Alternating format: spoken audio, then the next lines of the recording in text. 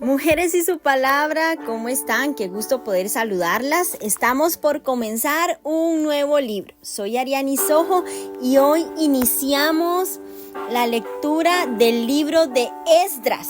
Un libro muy interesante que yo sé que nos va a bendecir muchísimo y vamos a aprender muchísimo más de la palabra de Dios en cada uno de estos 10 capítulos. Primero vamos a orar para que Dios tome el control de este tiempo. Padre Celestial, te damos gracias, Señor, por este tiempo, por esta oportunidad que nos das de leer tu palabra, de iniciar con la lectura de un nuevo libro. Te pedimos, Señor, que nos hables, que nos ministres, que toques nuestro corazón.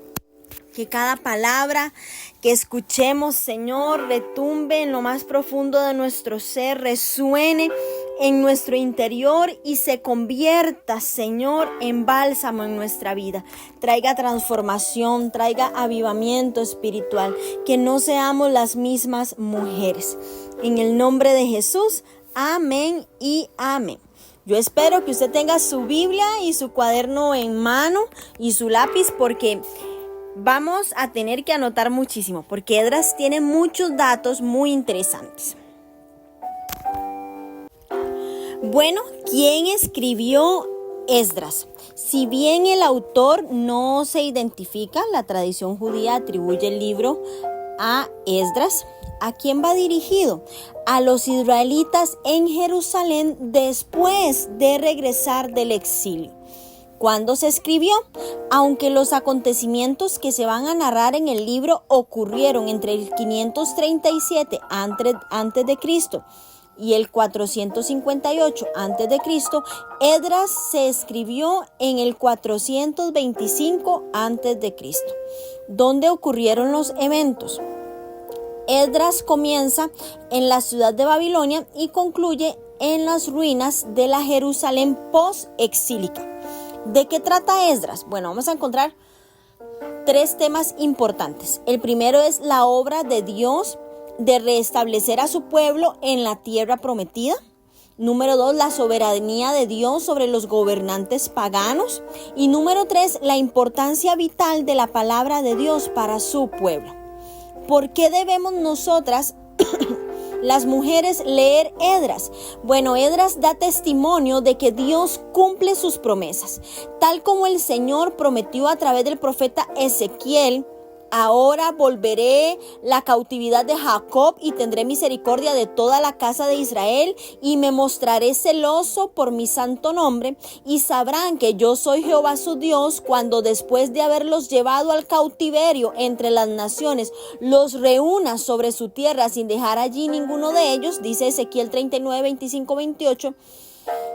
Tu padre te disciplina, mujer, a fin de que regreses a él. Él no te abandonará. Y así como permitió la reconstrucción del templo, el Señor hará que el pueblo regrese a su presencia, a la adoración. Podemos confiar en que luego de la confesión y del arrepentimiento genuino, Él restaurará el templo de su espíritu en tu corazón, como lo afirma Juan 14:23, Romanos 8:9 y 1 de Corintios 6:19. ¿Cómo vamos a leer Esdras? ¿Cómo leer Esdras? Bueno, Esdras está escrito en un orden temático más que cronológico e incluye decretos reales, listas, cartas y relatos. Por eso es un libro muy interesante. Los capítulos del 1 al 6 describen el regreso de los primeros exiliados y la reconstrucción del templo. Y del capítulo 7 al 10 narran el regreso de Esdras a su ministerio en Jerusalén. Una característica singular de este libro es que preserva 7 documentos y cartas oficiales que pueden compararse con otros documentos persas de la época. Entonces vamos a ver en la primera parte el regreso de los exiliados liderados por Zorobabel. Desde el capítulo 1 hasta el capítulo 6, el decreto de Ciro, el primer regreso de los exiliados y la restauración de la adoración en el templo y la reconstrucción del templo. En la segunda parte, que es del 7 al 10, vamos a ver el regreso de los exiliados liderados por Esdras, el segundo regreso de los exiliados y las reformas de Esdras.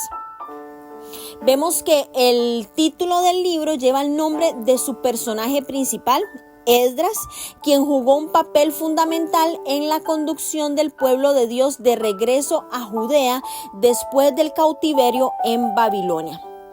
En este libro de Esdras vamos a ver reyes persas. Vamos a ver al rey Ciro, que reinó entre el 538 y el 530. ¿Por qué es importante? Bueno, porque él publicó un decreto que permitía el regreso del pueblo de Yahvé a Judá. Eso lo vamos a ver en Esdras 1, versículos del 1 al 4. Lo leímos en Segunda de Crónicas, al final del capítulo 36, los versículos del 22 al 23, y lo vamos a ver en Isaías también, 44, de los versículos 24 al 28. Otro rey que nos vamos a encontrar es el rey Darío, que es casado con Atosa, hija de Ciro. Él reinó del 521 al 486 a.C. ¿Por qué es importante? Bueno, porque buscó el decreto del rey Ciro y emitió el suyo propio, ordenando la reconstrucción sin estorbo del templo y la financiación del proyecto por parte del gobierno y el grave castigo para cualquiera que altere este decreto. Las referencias que tenemos de esto es Esdras 4:24 y Esdras 6, versículos del 1 al 13. Otro rey que nos vamos a encontrar es el rey Asuero, que es el hijo de Darío, conocido también como Jerjes. Él reinó del 486 al 465 a.C. ¿Por qué es importante? Porque recibió acusaciones contra los habitantes de Judá y de Jerusalén, que de él vamos a ver mucho en el libro de Esther. Él es uno de los protagonistas del libro de Esther. De él vamos a aprender muchísimo más ahí, y en el libro de Esdras nos lo vamos a encontrar en el capítulo 4. Otro rey persa que nos vamos a encontrar en el libro de Esdras es Artajerjes, que es hijo de Jerjes. Él reinó del 465 al 425 a.C.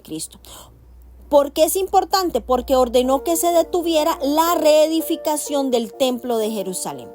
De él vamos a leer en el capítulo 4, del versículo 7 al 24, y en el capítulo 7 y el capítulo 8. También vamos a leer de él en Nehemías 2, del 1 al 8, Nehemías 5, 14 y Nehemías 13, 6. Estos son los reyes persas que vamos a encontrar en Esdras. Nos vamos a encontrar también los reyes de Persia, que de ellos les voy a hablar un poquito más adelante para que los tengan ahí y tengan sus logros y sus referencias. Vamos a empezar en este momento con el capítulo 1. Recordemos que al finalizar el capítulo 36 del libro de Segunda de Crónicas, el rey Ciro hizo un decreto. Y ahora, en el primer capítulo de Esdras, vamos a leer el decreto de Ciro. Dice así: en el primer año de Ciro, rey de Persia, para que se cumpliese la palabra de Jehová por boca de Jeremías, despertó Jehová el espíritu de Ciro, rey de Persia, el cual hizo pregonar la palabra y también por escrito por todo su reino, diciendo: así ha dicho Ciro, rey de Persia: Jehová, el Dios de los cielos, me ha dado todos los reinos de la tierra y me ha mandado que le edifique casa en Jerusalén, que está en Judá.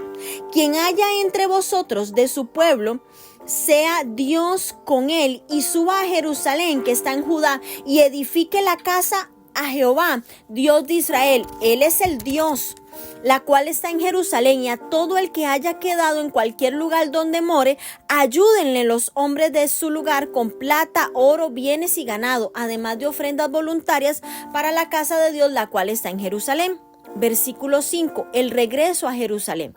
Entonces se levantaron los jefes de las casas paternas de Judá y de Benjamín, y los sacerdotes y levitas, todos aquellos cuyo espíritu despertó Dios para subir a edificar la casa de Jehová, a la cual está en Jerusalén, y todos los que estaban en sus alrededores les ayudaron con plata y oro, con bienes y ganado, y con cosas preciosas, además de todo lo que se ofreció voluntariamente. Y el rey Ciro sacó los utensilios de la casa de Jehová que Nabucodonosor había sacado de Jerusalén y los había puesto en la casa de sus dioses. Los sacó pues Ciro, rey de Persia, por mano de Mitridates, tesorero, el cual los dio por cuenta a Sesbazar, príncipe de Judá. Y esta es la cuenta de ellos: 30 tazones de oro, 1000 tazones de plata, 29 cuchillos y 30 tazas de oro, otros 410 tazas de plata y otros 1000 utensilios. Todos los utensilios de oro y de plata eran 5400. Todos los hizo llevar a Sesbazar, con los que subieron del cautiverio de Babilonia a Jerusalén. Amén. Bueno, Ciro, también conocido como Ciro II o Ciro el Grande, se convirtió en el rey de Persia alrededor del 559 a.C. Después de conquistar la ciudad de Babilonia, donde vivían muchos judíos deportados, animó a estos exiliados a regresar a su tierra. Isaías, como les leí al principio, profetizó este suceso más de 200 años antes, y posteriormente lo hizo Jeremías. Isaías 44:28, en el 45:6 usted lo puede leer, también en Jeremías 25:11 al 12 y Jeremías 29:10. Ciro no promulgó el decreto por su compromiso personal con Yahvé, y eso tiene que quedar muy claro, sino que muestra el politeísmo, y el Señor lo usó para cumplir su objetivo como su pueblo. Ciro no fue un rey en ese tiempo por casualidad. El Señor no se mueve por casualidades. El Señor había orquestado todo. Su papel en Esdras es un testimonio de la soberanía de quien se deleita en utilizar reyes paganos para cumplir su voluntad. Y esto es muy hermoso. Y quiero leerles, voy a buscarlo por acá porque quiero leerles un versículo que está en Proverbios 21:1. Y yo quiero que ustedes, yo sé que vamos a leer Proverbios, pero quiero que se quede grabado esto porque Dios es soberano. Proverbios 21:1 dice: como los repartimientos de las aguas, así está el corazón del rey en la mano de Jehová. A todo lo que quiere lo inclina. ¿Qué quiere decir esto? Que Dios es soberano. Dios está en control de todas las cosas. Él orquestó, como les decía al principio, y en el libro de Esdras los vamos a ver mucho, cómo Él va a utilizar a los reyes paganos para volver a escribir la historia de su pueblo. Y así es Dios de especial, mujeres. Dios está en control de absolutamente todo. Entonces vemos el papel en Esdras, que es un testimonio de la soberanía de Dios, quien se deleita en utilizar reyes paganos para cumplir su voluntad. Vemos aquí cómo Jeremías, como les decía, profetizó que los judíos permanecerían en cautividad durante 70 años. El periodo de los 70 años ha sido calculado de dos maneras diferentes. Desde el primer cautiverio, en el 605 a.C., hasta que el altar fue reconstruido por los cautivos que regresaron en el 536, o desde la destrucción del templo en el 586 hasta que los cautivos terminaron la reconstrucción en el 516. Muchos eruditos prefieren el segundo enfoque debido a que el templo era el punto central y el corazón mismo de la nación. Sin el templo, los judíos no se consideraban restablecidos como nación. Aquí lo importante es y lo que yo quiero resaltar más que de qué momento se cuentan los 70 años, es que Dios es soberano y Él sabía en qué momento ya su pueblo debía volver y cómo Él quería hacerlo y a quién debería tocar. Y a pesar de que el rey Ciro no era siervo de Jehová, fue utilizado por Dios para regresar a los judíos a su tierra. Quizás se le haya dado a conocer la profecía de Isaías, escrita aproximadamente un siglo antes, que hablaba sobre el mismo Ciro, cómo iba a ayudar a los judíos a regresar a Jerusalén. Daniel, quien fue un prominente funcionario del gobierno, estaría familiarizado con la profecía. En el libro de Daniel tiene más que decir sobre Ciro. Vemos cómo Dios ya tenía escritas todas las cosas. Ciro no era judío, pero Dios obró por medio de él para hacer que los judíos retornaran a su tierra. Ciro dictó un decreto permitiendo su retorno. Les dio protección, les dio dinero, les dio los artículos del templo que Nabucodonosor había tomado. Y esto nos deja una gran enseñanza, mujeres, porque cuando nos enfrentemos a las situaciones difíciles, cuando usted se sienta rodeada, abrumada o dominada por el enemigo, recuerde que el poder de Dios no está limitada a nuestros recursos. El poder de Dios no está limitado a si una persona tiene o no tiene a Jesús en su corazón. Él puede utilizar a cualquier persona, sea un hijo de Dios o sea un impío, para cumplir sus planes. ¿Qué tenemos que hacer nosotras? Confiar en Dios, confiar en su soberanía, confiar en que Él tiene un plan orquestado a favor nuestro. Y vemos cómo estos versículos nos muestran claro estas enseñanzas. El viaje de regreso a Jerusalén pudo haber llevado hasta 4 meses. Pues imagínense que se encontraban aproximadamente a 1450 kilómetros de distancia. Era muy lejos donde se encontraban ellos. La escritura no critica a los exiliados que no quisieron regresar, porque hubieron exiliados que no quisieron regresar. Años más tarde Dios utilizó a exiliados como Mardoqueo y Esther, que habían permanecido en Babilonia o en Persia, para dar a conocer su nombre, y eso lo vamos a ver en el libro de Esther, por ejemplo. Algunos eruditos también han cuestionado la identidad de Sesbazar, Zorobabel, que aparece en el capítulo 3, liderando la colocación de los cimientos del templo, mientras que en el capítulo 5 se dice que Sesbazar tiene ese mismo papel que vemos aquí en los versículos del 8 al 11. El texto no deja claro si eran la misma persona o 2 hombres que trabajan juntos en roles similares, pero ahí dejamos el dato.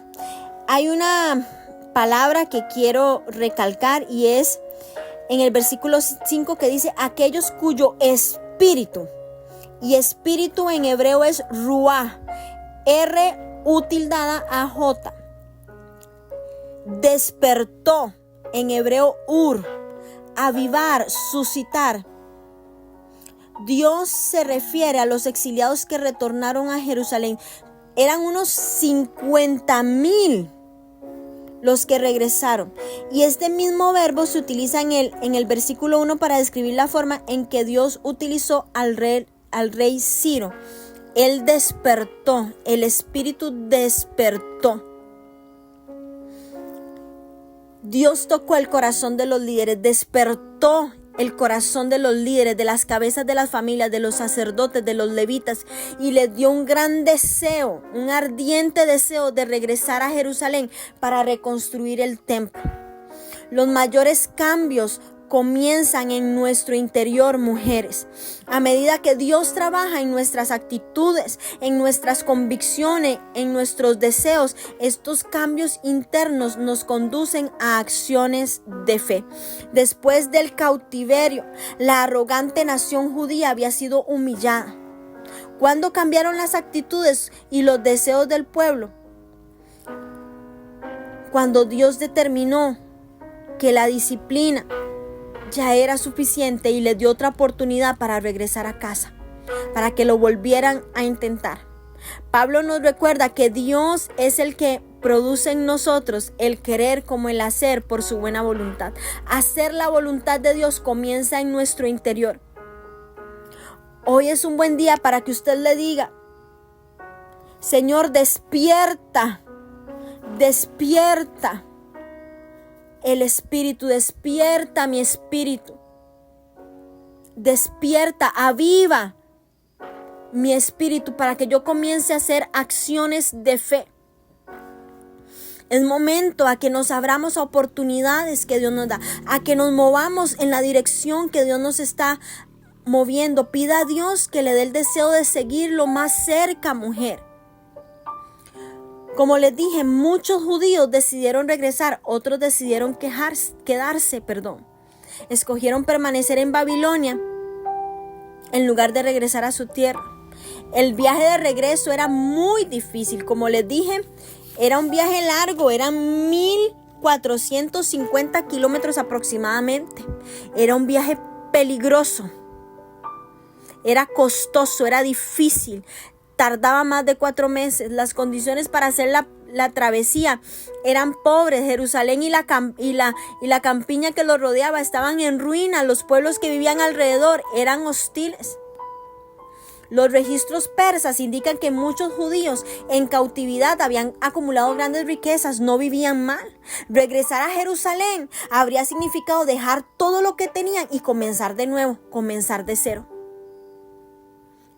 Mucha gente no pudo hacer eso. Prefirieron la comodidad, prefirieron la seguridad al sacrificio que requería la obra de Dios.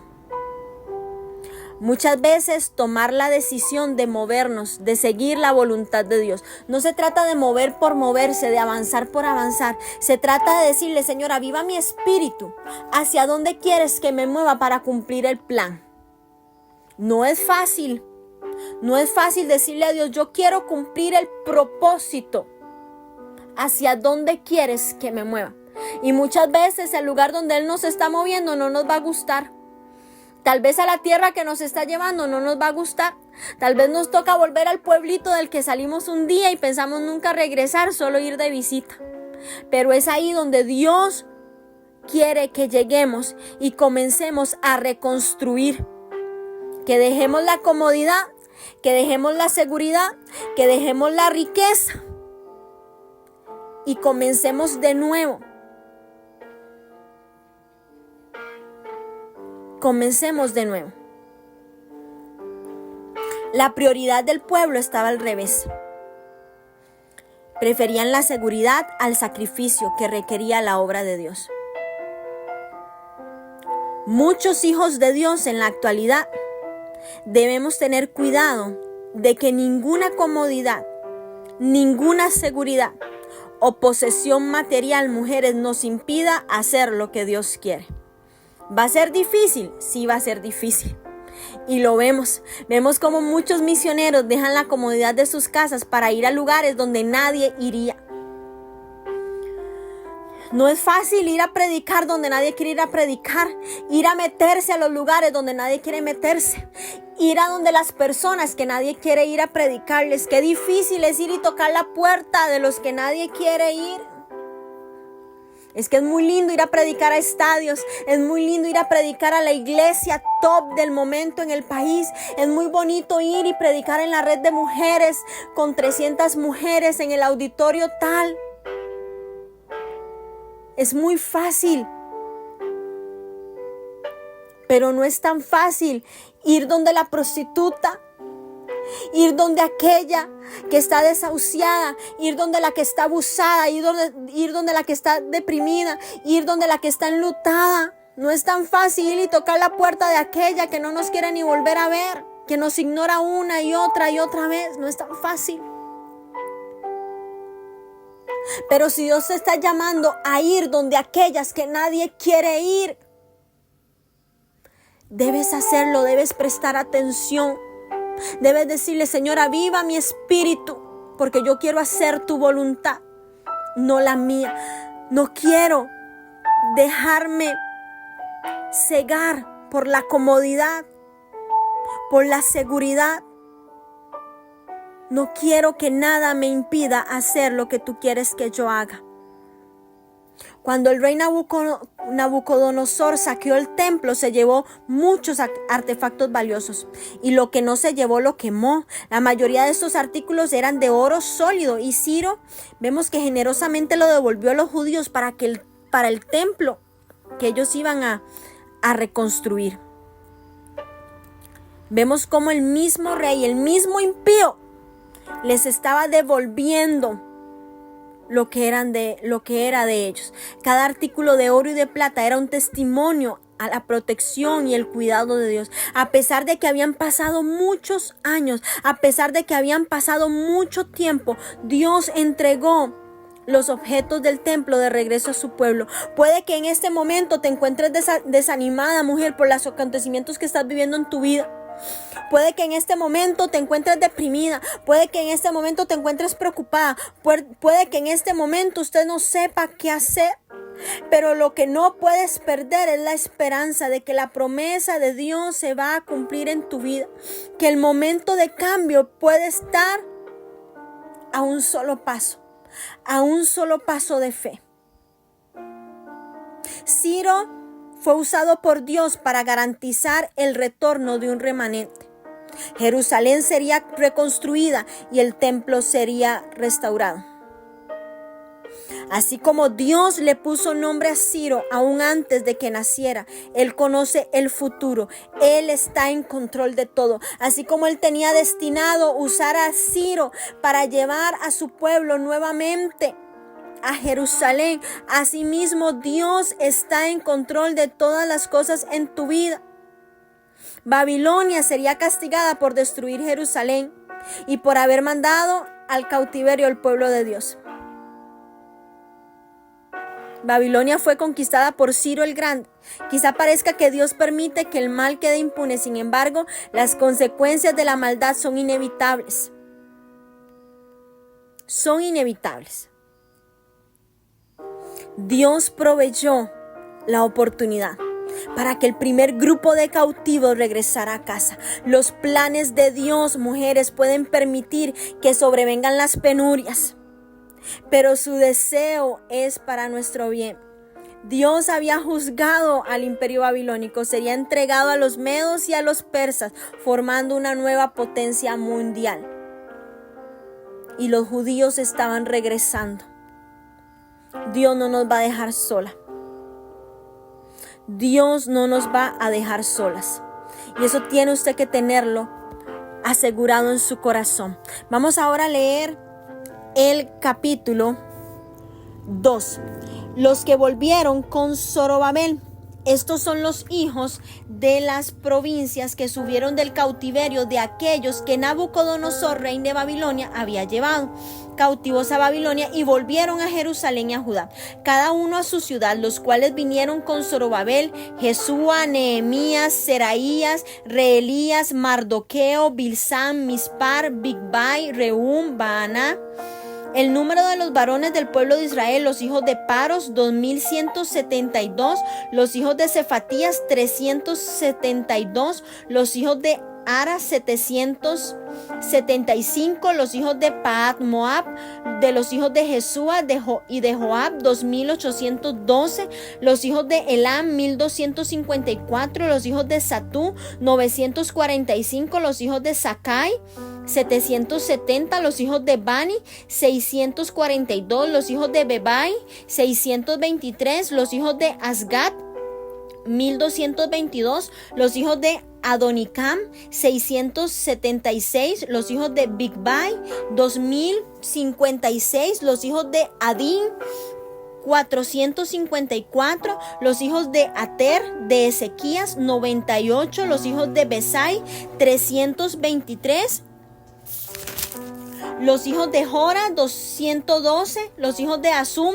223, los hijos de Gibar, 95, los hijos de Belén, 123, los varones de Netofa, 56, los varones de Anatot, 128, los hijos de Asmavet, 42, los hijos de Kiriat Jearim, Cafira, Beerot, 643, los hijos de Ramá y Jeba, 621, los varones de Micmas, 122, los varones de Betel y Ai, 223, los hijos de Nebo, 152, los hijos de Magbis, 156, los hijos del otro Elam, 1254, los hijos de Arim, 320, los hijos de Lod, Hadid y Ono, 625, los hijos de Jericó, 345, los hijos de Sená, 3630, los sacerdotes, los hijos de Jedaías de la casa de Jesúa, 973,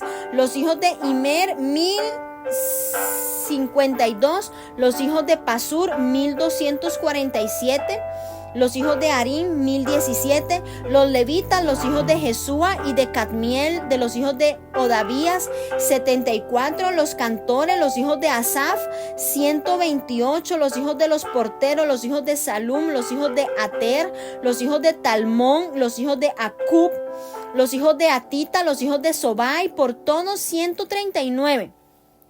Los sirvientes del templo, los hijos de Sia, los hijos de Azufa, los hijos de Tabaó, los hijos de Quero, los hijos de Sia, los hijos de Padón, los hijos de Levana, los hijos de Agaba, los hijos de Acub, los hijos de Agab, los hijos de Salmai, los hijos de Anán, los hijos de Gidel, los hijos de Gaar, los hijos de Reaía, los hijos de Resín, los hijos de Necoda, los hijos de Gazán, los hijos de Usa, los hijos de Paseá, los hijos de Besai, los hijos de Asena, los hijos de Meunim, los hijos de Nefusim, los hijos de Bakbuk, los hijos de Acufa, los hijos de Arur, los hijos de Baslud, los hijos de Meida, los hijos de Arsa, los hijos de Barcos, los hijos de Císara, los hijos de Tema, los hijos de Nesía, los hijos de Hatifa.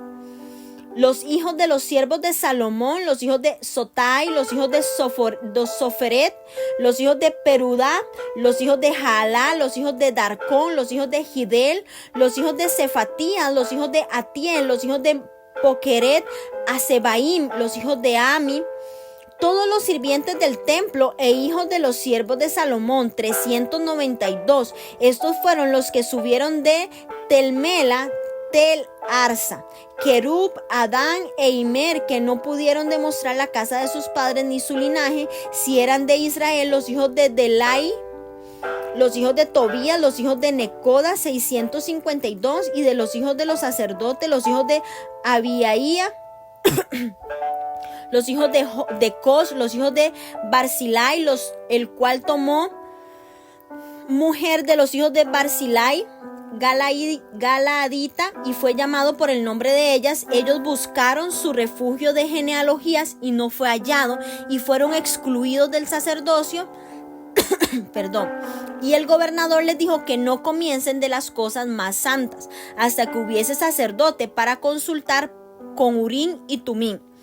Toda la congregación unida con un solo hombre era de 42,360, sin contar sus sirvientes, sus siervos y siervas, los cuales eran 7,337, y tenían 200 cantores y cantoras. Sus caballos eran 636, sus mulas 245, sus camellos 435, asnos 6,620. Y algunos de los jefes de casas paternas, cuando vinieron a la casa de Jehová que estaba en Jerusalén, hicieron ofrendas voluntarias para la casa de Dios para reedificarla en su sitio. Según sus fuerzas, dieron al tesorero de la obra 61,000 dracmas de oro, 5,000 libras de plata y 100 túnicas sacerdotales. Y habitaron los sacerdotes, los levitas, los del pueblo, los cantores, los porteros y los sirvientes del templo en sus ciudades, y todo Israel en sus ciudades. Amén. Bueno, qué hermoso capítulo. Bueno, esta lista que acabamos de leer, desde el versículo 1 hasta el versículo 70, es muy similar a la que nos vamos a encontrar en Nehemías 7, del versículo 6 al 72. Este Nehemías no es el mismo Nehemías del libro homónimo en la Biblia, pues aquel no regresó con el primer grupo de exiliados. Tampoco Mardoqueo es el mismo que se menciona en el libro de Esther. El número de los varones del pueblo, bueno, es impresionante la cantidad de personas que regresaron, todos con una misión clara, de que el templo fuera una vez más levantado. Y esta lista es del grupo mayor de los que retornaron, dividida por familias o por ciudades. Vemos que el versículo 36 comienza enumerando sacerdotes, levitas y otros servidores también del templo. Y es que servir como sacerdote del templo era un deber hereditario para los descendientes de Aarón. No era cualquier persona y no era cualquier levita. Si este grupo no hubiese regresado, no habría existido razón para reconstruir el templo, pues nadie hubiese estado calificado para ministrar a favor del pueblo. Zorobabel prohibió que todo sacerdote que no pudiera demostrar su linaje sirviese en el templo. Y esto era muy importante, vean lo importante. Las genealogías eran credenciales muy importantes para los hebreos. Si no podían probar que descendían de Abraham, no eran considerados judíos verdaderos y eran excluidos de algunos privilegios especiales en la vida de la comunidad judía.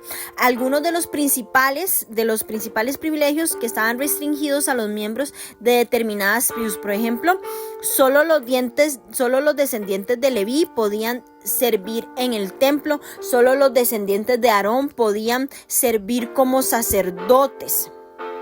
Por eso, cuando Zorobabel dice que tenía que probar con Urim y Tumim, recordemos que el Urim y el Tumim era un instrumento sagrado utilizado para indagar sobre la voluntad de Dios.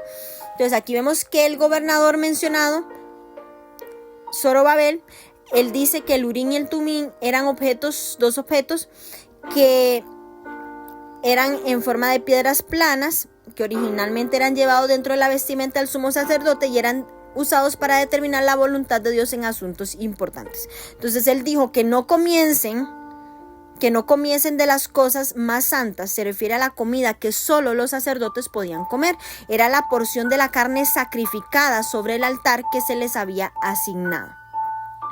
¿Para qué? Para no comenzar a hacer las cosas a su manera, sino como ya Dios lo había establecido. Entonces, conforme progresaba la reconstrucción del templo, todos contribuían libremente con ofrendas de acuerdo con sus posibilidades y también ayudaban conforme a sus habilidades. Algunos pudieron dar regalos cuantiosos y lo hicieron con generosidad. Se requería el esfuerzo y la cooperación de todos. El pueblo dio cuanto pudo. Fue un arduo esfuerzo el que hicieron. A menudo limitamos nuestro pensamiento tal vez en el dar y limitamos nuestra ofrenda al 10% de un ingreso, el diezmo. Pero vemos aquí cómo la Biblia, sin embargo, hace énfasis en que debemos dar de corazón todo lo que podemos. En este caso era para la reconstrucción del templo. Deje que la cantidad de su ofrenda o lo que Dios la está ayudando a dar o a ofrendar o a ser generoso en algo sea realmente por el llamado de Dios, no por la cantidad de sobrantes o por obligación, no, sino que sea algo realmente que nace de su corazón. Vemos que se mencionan los dracmas, que eran monedas griegas o persas, eran monedas de oro y de plata. El dinero que se dio fue suficiente para comenzar la reconstrucción del templo y el pueblo entregó todos sus recursos para que usaran de la mejor manera. Estaban entusiasmados y eran sinceros, pero este templo nunca igualaría jamás el esplendor del templo de Salomón. El dinero que David reunió para comenzar la construcción del templo de Salomón fue 1000 veces mayor. Algunas personas lloraron al recordar el glorioso templo que había sido destruido. Y la verdad sí, a mí me conmovió mucho cada vez que leía cómo Nabucodonosor quemó y destruyó todo. Yo sé que todo fue por voluntad de Dios y porque Él lo permitió, pero sí es muy conmovedor ver lo impresionante de. Vamos a leer ahora el capítulo 3, que es el último capítulo de hoy, que tiene como título Restauración del altar y del culto. Como les decía, poco a poco, conforme se iban reconstruyendo, se iban tomando algunas acciones. Cuando llegó el mes séptimo y estando los hijos de Israel ya establecidos en las ciudades, se juntó el pueblo como un solo hombre en Jerusalén. Entonces se levantaron Jesúa, hijo de Josadac, y sus hermanos los sacerdotes, y Zorobabel, hijo de Salatiel, y sus hermanos, y edificaron el altar de Dios de Israel para ofrecer sobre él holocaustos, como está escrito en la ley de Moisés, varón de Dios. Y colocaron el altar sobre su base porque tenían miedo de los pueblos de las tierras, y ofrecieron sobre él holocausto a Jehová, holocausto por la mañana y por la tarde. Celebraron asimismo la fiesta solemne de los tabernáculos, como está escrito, y holocaustos cada día por orden conforme al rito, cada cosa en su día. Además de esto, el holocausto continuo las nueve lunas y todas las fiestas solemnes de Jehová, y todo sacrificio espontáneo, toda ofrenda voluntaria a Jehová. Desde el primer día del mes séptimo comenzaron a ofrecer holocaustos a Jehová, pero los cimientos del templo de Jehová no se habían echado todavía. Y dieron dinero a los albañiles y carpinteros, asimismo comida, bebida y aceite a los sidonios y tirios, para que trabajasen madera de cedro desde el Líbano por mar a Jope, conforme a la voluntad del rey Ciro de Persia acerca de esto. Versículo 8. Colocación de los cimientos del templo. En el año segundo de su venida a la casa de Dios en Jerusalén, en el mes segundo, comenzaron Zorobabel, hijo de Salatiel, Jesúa, hijo de Josadac, y los otros sus hermanos, los sacerdotes y los levitas, y todos los que habían venido de la cautividad a Jerusalén. Y pusieron a los levitas de 20 años arriba para que activasen la obra de la casa de Jehová. Jesúa, también sus hijos y sus hermanos, Cadmiel y sus hijos, hijos de Judá, con un solo hombre asistían para activar a los que hacían la obra de la casa de Dios, junto con los hijos de Enadad, sus hijos y sus hermanos levitas. Y cuando los albañiles del templo de Jehová echaban los cimientos, y pusieron los sacerdotes vestidos de sus ropas, y con trompetas, y a los levitas hijos de Asaf con címbalos, para que alabasen a Jehová según la ordenanza de David, rey de Israel, y cantaban y alabando y dando gracias a Jehová, diciendo: porque él es bueno, porque para siempre es su misericordia sobre Israel. Y todo el pueblo aclamaba con gran júbilo, alabando a Jehová, porque se echaban los cimientos de la casa de Jehová. Y muchos de los sacerdotes, de los levitas, de los jefes de las casas paternas, ancianos que habían visto la casa primera, viendo echar los cimientos de esta casa, lloraban en alta voz, mientras muchos daban grandes gritos de alegría. Y no podía distinguir el pueblo el clamor de los gritos de alegría, de la voz del lloro, porque clamaba el pueblo con gran júbilo, y se oía el ruido hasta lo lejos. Amén. Bueno, aunque no se había completado el templo, el pueblo no se abstuvo de reanudar su adoración a Dios. Cuando Jesúa y Zorobabel edificaron el altar, personas de los pueblos vecinos se reunieron en Jerusalén, a pesar de que tenían miedo de un ataque de los pueblos de las tierras. No obstante, el temor a Dios y el deseo de honrarlo eran mayores que el temor a las agresiones de los hombres.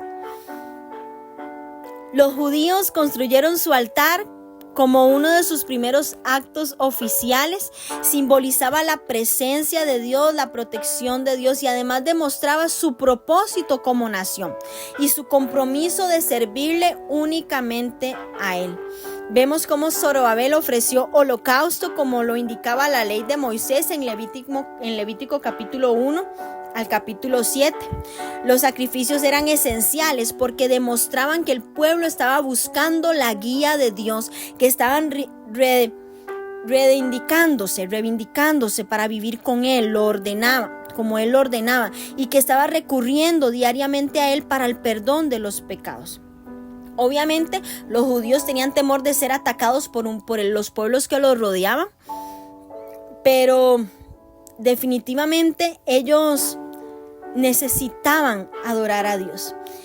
Necesitaban glorificar a Dios. Y vemos que la fiesta solemne de los tabernáculos, que se celebraba en otoño, también se le conoce como la fiesta de las cabañas, debido a que se conmemora las condiciones en que vivieron los israelitas durante la peregrinación en el desierto.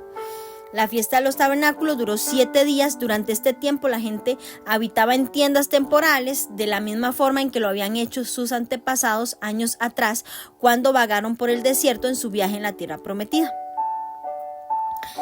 Casi inmediatamente después de que llegaron a su nueva tierra, los cautivos construyeron el altar. El pueblo comenzó a adorar por medio de sacrificios, y aún antes de que se colocaran todo, después de muchos años de cautiverio, habían aprendido la lección. Ahora sabían que Dios no ofrece protección especial a la gente que lo ignora. Habían sido llevados por los babilonios cuando eran relativamente fuertes. Aquí eran pocos, eran débiles y estaban rodeados de enemigos. Mujeres, si alguna vez necesitaron confiar en el poder de Dios, ellos sabían que ese era el momento de hacerlo.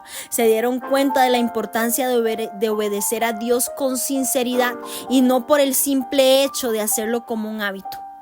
Si nosotras queremos la ayuda de Dios, debemos revisar primero nuestra relación con Él, que esté firme, que esté establecida, que esté fuerte. Que esté fuerte.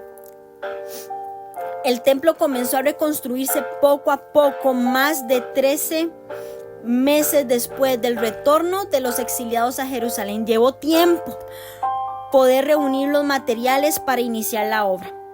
Los de la generación más vieja se lamentaban de la gloria perdida del templo de Salomón. ¿Y qué hicieron ellos? Cometieron un error. Comenzaron a comparar e imaginar cómo solían ser las cosas anteriormente. ¿Qué hicieron ellos? Se aferraron al pasado. No fueron capaces de percibir que Dios estaba a punto de hacer cosa nueva.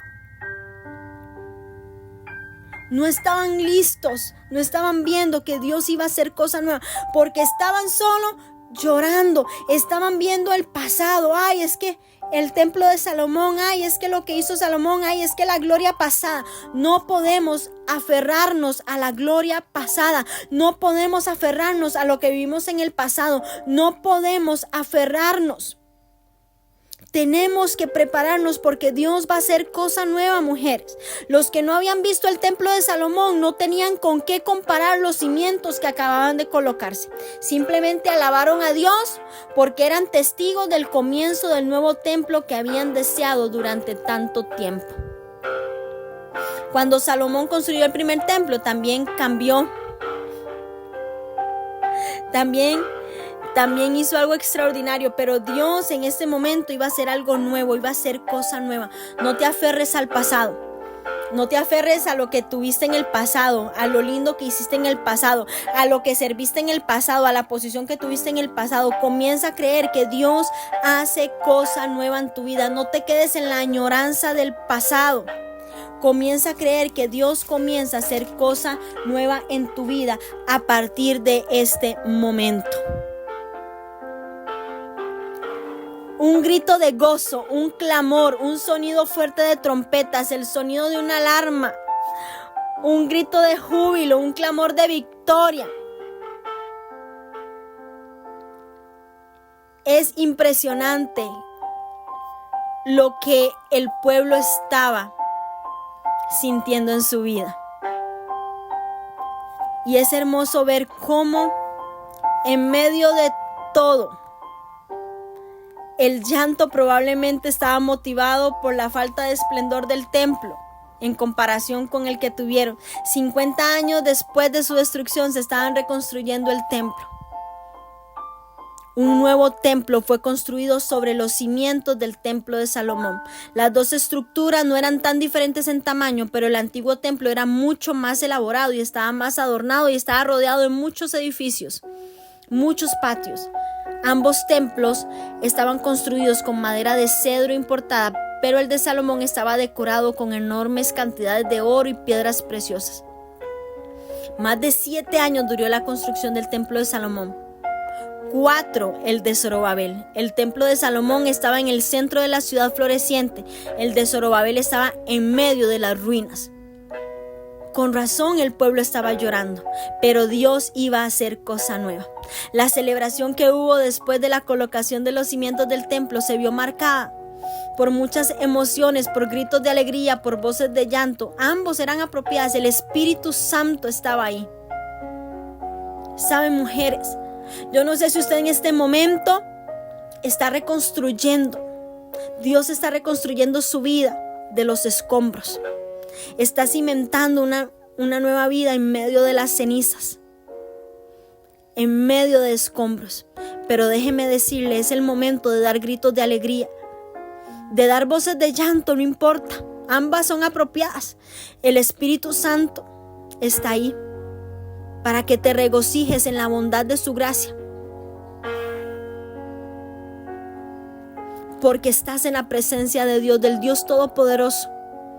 Llénate de gozo, llénate de gratitud, porque hoy estás consciente de lo que Dios ha comenzado a hacer en tu vida, porque no vas a ser la misma mujer a partir de este momento. Tu casa no va a ser la misma a partir de este momento. Que tome el tiempo que tenga que tomar para que Dios vuelva a levantar, a reconstruir, a edificar tu vida. Pero que lo haga bien. Que lo haga bien, porque le estás dando a Él el control absolutamente de todo. Bueno, 3 capítulos poderosísimos. Podría quedarme aquí diciéndoles más y hablando más, pero voy a dejar que el Espíritu Santo hable a cada corazón, que el Espíritu Santo siga hablando a su vida, a su mente, a su espíritu, la siga avivando. Que el Ruá comience a despertar en cada una de ustedes. Las bendigo en el nombre de Jesús y espero sus comentarios.